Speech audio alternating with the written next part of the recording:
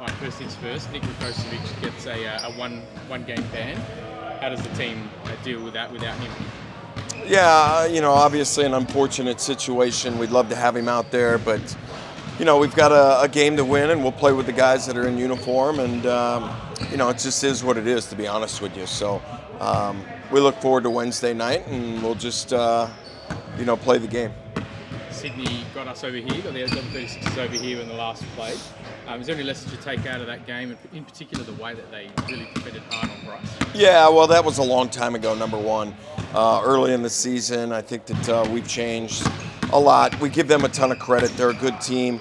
They're a long, athletic team, and they like to pressure and do things like that. And, it was hard for me to even identify that team when looking back at the film, to be honest with you. We've grown and changed. And, yeah, there'll be a point of emphasis for us to get the ball back to Bryce.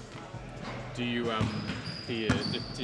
watch much out of their last couple of games? Obviously, big wins in Perth and obviously against Melbourne United as well. Yeah, I think we've got two teams playing as well as they've been playing, and we're excited about the challenge. And they're a good team, and have a ton of respect for them, and we're just looking forward to it.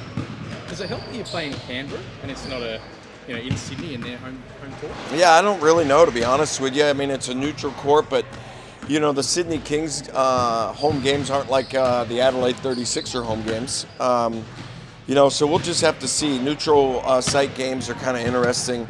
Usually the crowd's not really for anybody. I don't know if there'll be momentum that way or loud or whatever, but I think us being just focused on ourselves and the things that we can control, and how we operate as a team, and we've been good on the road all year, and I'm expecting that to continue. You'll be on the road for 2 straight games now, and you're going to stay away from Adelaide.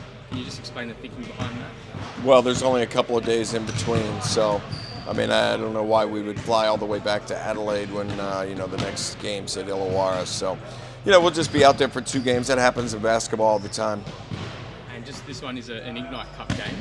Do you speak about that at all, and the extra points on offer for quarters, or do you just take it as a normal game? Yeah, no, absolutely we do. There's money on the table. I think everybody likes to play for a little extra money, and there's a little extra incentive. It's Christmas time. You'd like to kind of put yourselves in the, at least in the game, to have an opportunity to play in another game. And, I think as a group, for us to have any sort of building the foundation of us being in big games and playing in big games, like we'd like to be in the Ignite Cup final is what we'd like to do.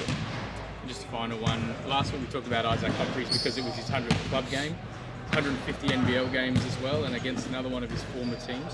Is there any special mention for him, or is it just more so business as usual? Yeah, I think you'd have to ask him on all the other significance of that deal, but for our team, we're just focused on the challenge of playing Sydney and then Illawarra.